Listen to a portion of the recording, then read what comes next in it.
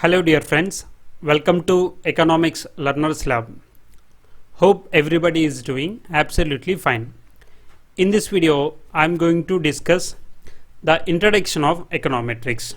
In this video, I am going to cover what is econometrics, what are the concepts you have to study in econometrics, what is the use of studying econometrics, and I am going to explain the simple model of regression. So let us go to the first slide. Econometrics. Econometrics applying statistical and mathematical techniques to evaluate and test economic theories. This is a simple definition that everybody can understand. Here it says econometrics is nothing but applying statistical and mathematical techniques to evaluate and test economic theories. It means econometrics is nothing but a combination of statistics, mathematics and economic theories. Those who is very familiar with the econometrics, we call them he is as a econometrician, right? If you want to test any type of economic theory, or if you want to test any type of data, those who is very familiar with the econometrics tools, he will look into the data, he will analyze the data and he will find the results. Who is doing that process, we call it them, they are econometricians. Econometricians will give their findings to the policy makers. Policy makers will look into their findings. Based on that findings, they will make a certain decisions. The decisions will become as a new policies. This is what econometrics process and helps the policy makers. Analyzing the data, you require a econometrician. If you want to become an econometrician, you have to be very familiar with the econometrics. When you become econometrician, you will analyze the data, your analysis report to the policy makers.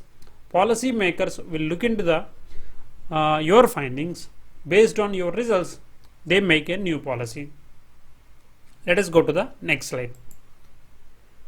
So this is a simple mixture picture of econometrics. So it says econometrics is a combination of statistics, mathematics and economic theories, which is a part is mixture of this economics and statistics and mathematics. We call it that part is a econometrics. Let us go to the next slide. How to use econometrics? We use econometrics for testing the theory, for building the theory, and we use econometrics for the policy making. So basically we use econometrics for the theory building, theory verification, policy making. In policy making, again we look into the micro level and macro level. Let us go to the next slide. What are the concepts in econometrics? There are many more concepts in econometrics. You have to be familiar with the multiple linear regression, estimation theory, linear programming, frequency distribution, probability distribution, correlation regression, time series analysis, simultaneous equations. So far what I have discussed is that what is the meaning of econometrics? I said econometrics is a mixture part of the statistics, mathematics and economic theory. And second part what I have discussed is that what is the use of econometrics? I have said we use econometrics for the theory building, theory verification, and in the policy formations also we use econometrics. And also I have explained what are the concepts in econometrics. So we understand the econometrics by beginning the regression analysis. Let us see what is the meaning of regression. regression. The term regression was first used by British biomathematician Sir Francis Galton. So this regression is first used by the Francis Galton when he was studying relation between the parents' height and children's height. So that is what they mentioned here. While studying the relation between the average height of their children, and Galton found the offspring of abnormally tall or short parents tend to regress or step back to the average population height. It says if the parents are heights, their children's also height. If the parents are short, their children's also short. While analyzing the parents' height and children's height, he used this regression term. After that, it became more popular, this regression word.